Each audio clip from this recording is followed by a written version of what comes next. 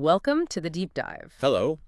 Today we're taking a look at a conversation with content creator JC from the Gen Z Trian podcast. Yeah, we've got the transcript of her YouTube appearance. Lots to unpack there. For sure. We're diving into her thoughts on, well, self-image, relationships, personal growth, that kind of thing. And the idea is really to pull out the key takeaways for you, the listener. You know, how we handle societal expectations, how we see ourselves. Right. And how we find our own empowerment. Hopefully we'll hit some, real aha moments along the way. What strikes me first is just how open JC seems to be. She's really sharing personal stuff. Totally. So, okay, background. Content creator, single mom, 2 cats. And her first impression of the podcast set, she called it boop. Boo? Doll-like. Yeah, doll-like, which kind of suggests, an eye for aesthetics, maybe. It hints at that appreciation for how things look.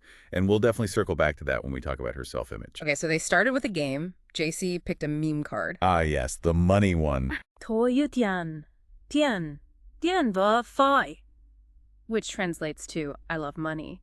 Money, money, come to me. Seems pretty clear what her focus is for the year. Financial well-being. Linked directly to her love of travel, she said. Yeah, which is interesting. Money is a tool, really.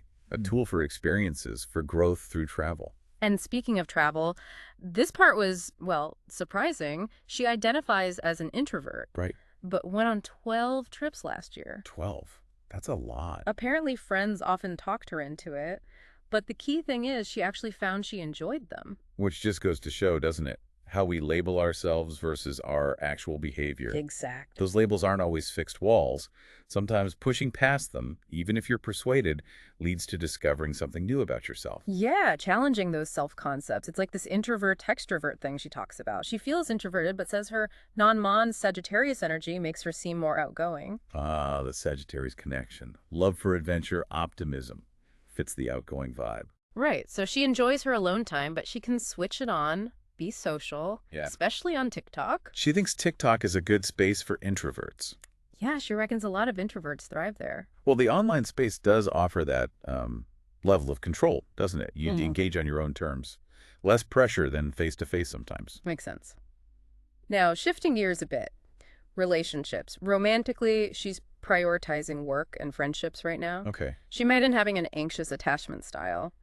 Needs a lot of attention, reassurance. So stability in a relationship is key for her to focus elsewhere. Pretty much. She needs that security. And she did say she's currently in a relationship where she feels that. Well, that's good self-awareness, isn't it? Knowing what you need in a partnership to feel supported. Anxious attachment often involves that fear of abandonment, so security is huge. Definitely. Okay, back to her online presence. The podcast host noted she seems more, feminine online now compared to maybe before. JC herself recalled a time when appearance wasn't a priority. Inner qualities mattered more. The classic dilemma. But then she had this thought, why not focus on both?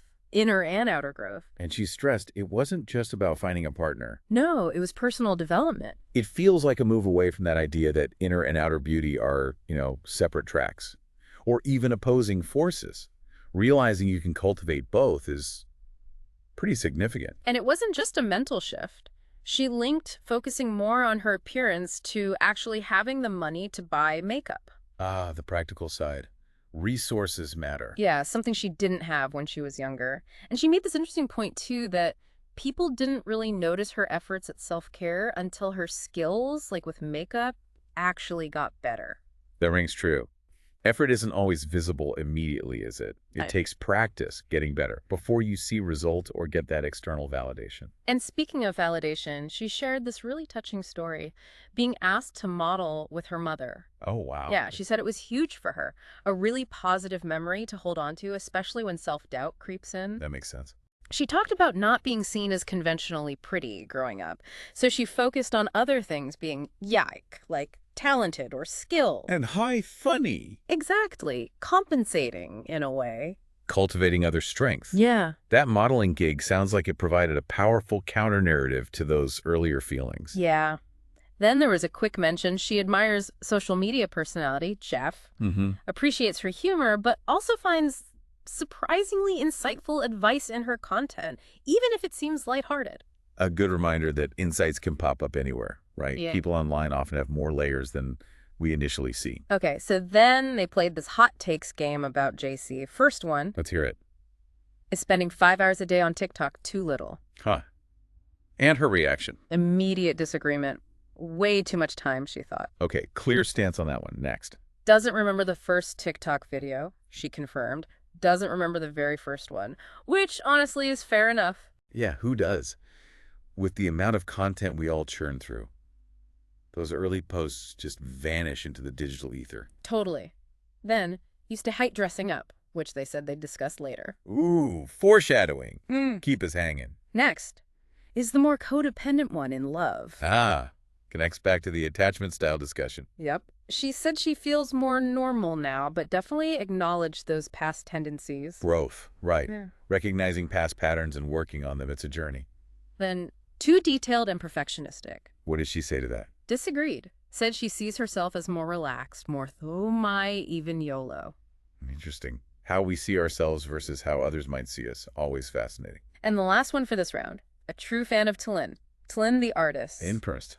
Big time. Confirmed. She loves Tallinn's music, finds it chill, spiritual, focused on self-development, so the lyrics really resonate. Gives us a bit more insight into her values, what she connects with artistically. Yeah. Self-growth, introspection. Okay, so circling back to that more codependent one in love point. Right, she elaborated on that. Yeah, she clarified it really stemmed from insecurity back then, needing constant reassurance. Not necessarily about loving the actual person in front of her. Exactly.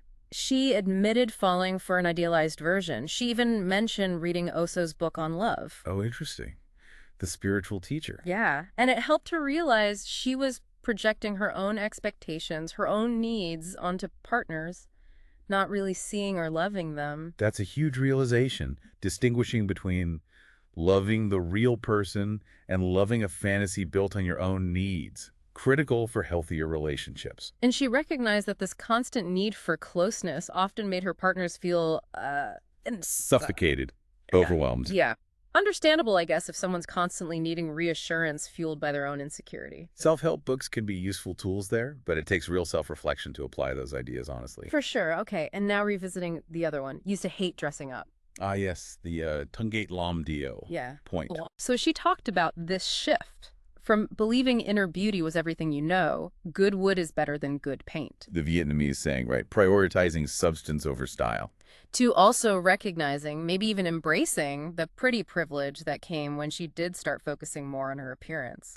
So she noticed the difference. Yeah, she acknowledged getting more compliments, and she said it felt like validation almost for her younger self who didn't feel pretty. That makes sense. Healing that younger part of herself. She talked about internalizing all those societal messages about body image, femininity, getting called names like Hama. Hippopotamus. Yeah. Ouch. That's harsh. Yeah. And getting criticized for her clothes. She mentioned an I hit pink phase. A literal pink phase. Not necessarily loving the color, more like feeling she didn't fit the typical girly girl image, so maybe leaning into or reacting against that stereotype. It sounded complex. Right. And she touched on that other stereotype, too, that beautiful women can't also be smart or capable. Yeah, which kind of contributed to her initial resistance to focusing on appearance. But now she sees plenty of women who are both beautiful and dual, talented, skilled. Challenging those false dichotomies, good. She remembered feeling really insecure about her body shape, setting limits on herself because of it. How did she challenge that? She described this process, questioning why she saw certain traits as flaws, gradually getting more comfortable trying different styles, pushing her boundaries. Slowly overcoming that fear. And she really stressed being kind to herself during that process, appreciating the progress, however small. That self-compassion piece is crucial. It's a journey, not an overnight fix. Yeah. Unpacking all that internalized stuff takes time and kindness. Which ties into this idea of potential, actually, both in relationships and for herself. How so? Well, she learned to choose not change in relationships, accepting people as they are, not expecting some future changed version. Applying that acceptance outwards. And then she applied it inwards, too, acknowledging her own potential, but giving herself time and space to grow, rather than being super critical about where she is right now. That's a really mature outlook. Accepting the present for others and yourself, while still holding space for growth. Yeah. Letting go of that need to fix everything immediately. And interestingly, she noted that embracing her appearance more didn't necessarily mean like tons more male attention. Oh. And that was a realization for her, that male attention isn't the ultimate measure of her worth, a mindset shift from her past. It's a huge step. Detaching self-worth from external validation, especially that kind of validation, really empowering. So she had this message for her younger self, but also for anyone listening. What was it? Basically, be gentler with yourself. Ease up on the self-imposed expectations. Focus on self-improvement because you want to grow, not just to fit in. Solid advice. And really embrace self-acceptance. Be grateful for how far you've come. She reminded us beauty isn't just about being thin. Inner happiness is key. Exactly. She also gave a shout out to supportive friends who helped her feel comfortable trying new styles and just appreciating yourself through it all. It brings it all together, doesn't it? Self-compassion, acceptance, intrinsic motivation for growth. That's the foundation for a healthier, more fulfilling life, really. Then they finished with a fun segment, Ma'u Matchup, reacting to profiles. Okay, who came up? IU, the singer. JC likes her but didn't feel she knew her well enough for a match. Fair enough. Wonder Woman. Definite match. Strong female icon. Makes sense. Timothy Chalamet. She loves him, thinks he's funny, doesn't follow him closely enough for a match, though she did acknowledge his Gen Z YOLO vibe. Then a profile description that just implied friendship. She matched with that. Nice. But then Fan Gilby, apparently from a movie she couldn't recall. Oh. Yeah, total blank. So that was a Trey. A left Furman, no match. Happens to the best of us. A fun way to see what clicks with her personality, though. And finally, her last meme card choice. What was it? Utmuk peakable. Which means? Beyond peakable. Exceeding expectations. Ah. Why did she choose that? Because she didn't expect the podcast chat to be so, well, enjoyable and insightful for her personally. She felt it was a chance to really connect with herself, reflect on things she hadn't thought about in ages. Led to more self-understanding. Yeah. So she rated the whole session Utmuk peakable. That's a lovely way to wrap it up. Shows the real value in these kind of reflective conversations. Absolutely. It was genuinely insightful hearing her share so openly, her experiences, the lessons learned. Yeah, hopefully we'll hear more from her. That vulnerability is what makes these conversations so valuable for others going through similar things. And for you, listening, we hope you enjoyed getting to know JC a bit through this deep dive. Hope you found her perspectives interesting. It's always good to hear such honest reflections, isn't it? Definitely. Join us next time for another deep dive. Until then, goodbye. Farewell. And one final thought for you to mull over. Take a moment to reflect on your own journey with self-perception. What societal expectations might you have absorbed, perhaps without even realizing it? Are there any pink phases or limiting beliefs in your own life that might be worth reconsidering?